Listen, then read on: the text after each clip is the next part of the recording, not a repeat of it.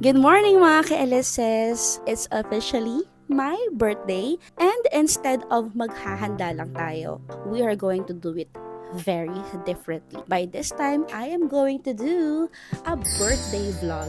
Pero, ala Ryan Trahan. Yes, the penny guy. Ryan Trahan is from Texas and he is a creative YouTuber who successfully traveled 50 states for a fundraising to live in his shoes. Babaguhin ko yung konsepto ng vlogging ko for today's video. Dito natin gagawin sa Bulacan on a glass cabin. Para magawa natin tong video na to, hindi dapat mawala yung tinatawag nating the game plan! Kung saan pupunta muna. Ito yung mga dapat natin gawin. Una, kailangan natin syempre makabili ng fun drinks para sa almusal, para sa merienda. Kailangan may kakainin tayo. Pangalawa, kailangan makabili ako ng spam kimchi rice. Isa yon sa mga gusto kong pagkain sa 7-Eleven. Pangatlo, kailangan makabisita tayo ng isang cafe nearby. Pang-apat, kailangan makaswim ako sa dipping pool. No, hindi ko alam paano ko gagawin mag-swim sa dipping. So, yun na nga yung mga gagawin natin para sa birthday vlog ko na to. This is a birthday challenge. Let's go!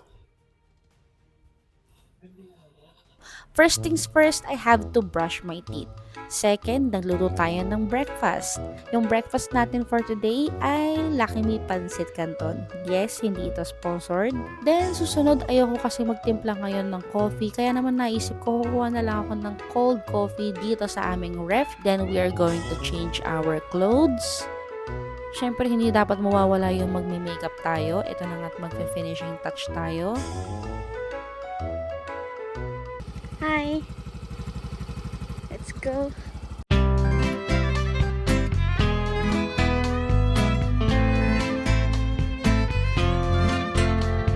Look what we found! 7-Eleven!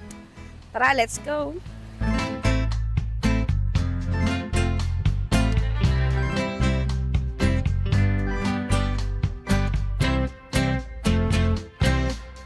Gusto mo dalawa?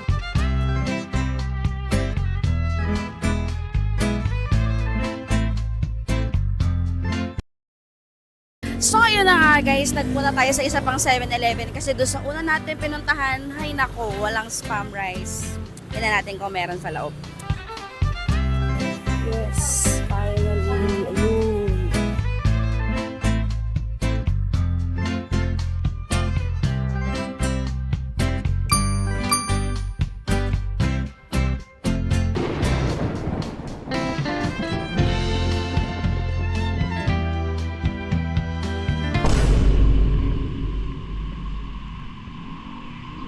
Ayan na nga guys, so umuulan. Luckily ay nandito na tayo sa isa sa mga dapat natin gawin for this birthday vlog at yun ay ang makabisita sa isa sa mga cafes nearby. At ito na nga ang OK Cafe. So habang nag-aantay kami kasi nga nagpapatila pa kami ng ulan, i-share ko lang ang ilan sa mga reviews nung pupuntahan. So that is Freedom Cabins. So ang nakalagay dito is ang kanyang current reviews dito sa Google ay 4.8. So babasa tayo ng ilan sa mga reviews. Nakalagay dito is nice place for a family and friend to get together, complete package with outstanding view. So good siya talaga sa family and friends. Kaso hindi ko sure kapag ka-lovers.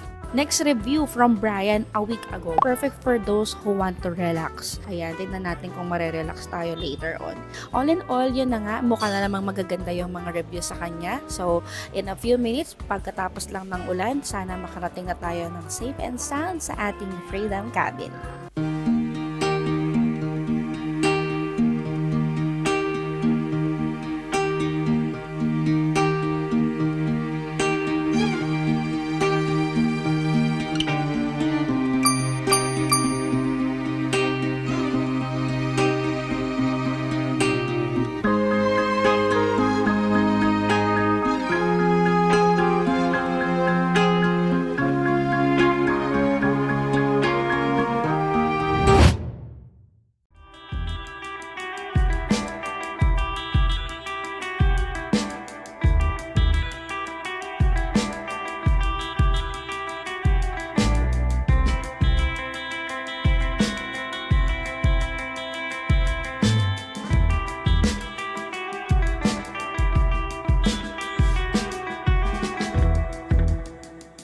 finally made it to Freedom Cabins dito sa San Jose del Monte, Bulacan. Sabi nila 10 out of 10 daw dito, kaya tara, let's go and explore. Wow!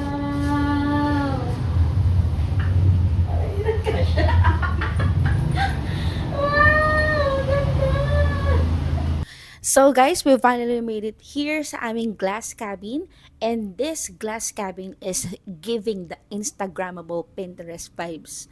Grabe. Kaya naman, syempre, hindi po pwedeng mawawala ang ating quick cabin tour montage. Forest view. Yup. Grabe, ang ganda ng overlooking na to. Coffee station, ang taray. Wi-Fi, grabe. Ilan yung devices namin connected. Aircon, hindi lang isa, hindi lang dalawa. Grabe, pag nilagay mo yung paa mo sa sahig mismo, wala na, maninigas ka na sa sobrang lamig. Refrigerator na may tostitos. Taray, wala tayong nacho mamaya. They also have toiletries, kompleto. Meron din silang grill station sa labas. Seryoso, grabe, kompleto sila talaga. Meron sila talagang kitchen utensils, rice cooker, induction, meron din silang microwave oven. As in, kompleto yung kitchen nila. Plunge pool. Ito yata yung plunge. Billiards. Di ko nga lang sure kung paano to laruin. Paano ba to? Ganito ba to? At ayun na nga, meron sila ditong napakalaking smart TV na may Netflix at may karaoke. Bongga. Portable karaoke na grabe updated ang lahat ng kanta, pero syempre wala pa yung mga golden. We broke into a million pieces and we can't go back. Kompleto sila ng board games dito. At ano to?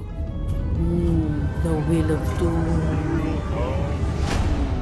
Syempre, joke lang, hindi talaga siya ating Wheel of Doom. Ito yung kanilang mga drinking card games. This is really good for family and friends. Private comfort room. Though hindi siya totally private kasi paglabas mo, nandun din yung kapatid mo naglalaro ng arcade.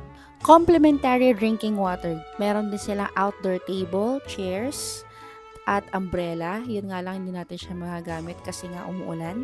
And another part of the inclusions, meron silang 1 family-sized bed. Meron din silang 2 double beds. Pwede din sila doon sa mismong sofa na matulog, isang tao doon. And yun na nga, bago ka makatulog, distracted ka muna kasi meron silang arcade na pangmalakasan. Syempre, tinry natin yun.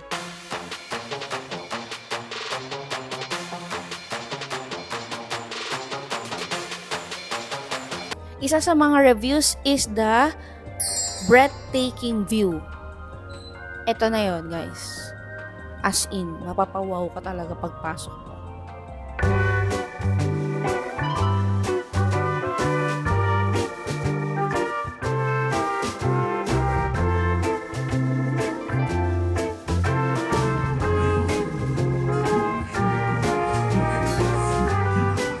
Welcome to the stage.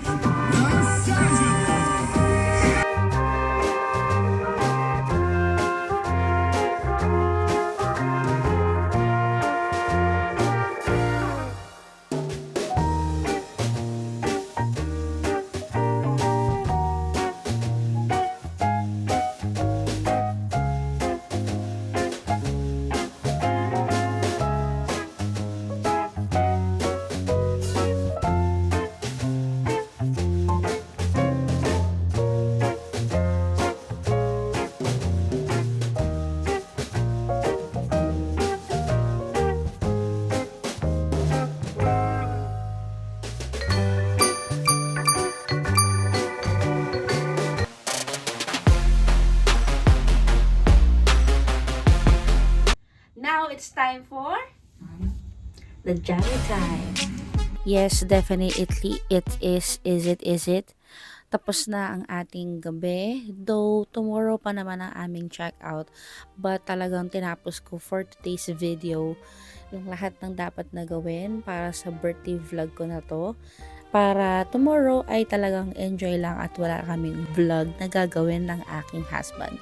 Grabe yung challenge talaga nung ginawa ko today na as in nagtry ako mag-vlog outside. I kind of fear para dun sa aking phone or yung gamit ko na recording device kasi baka mamaya makuha siya.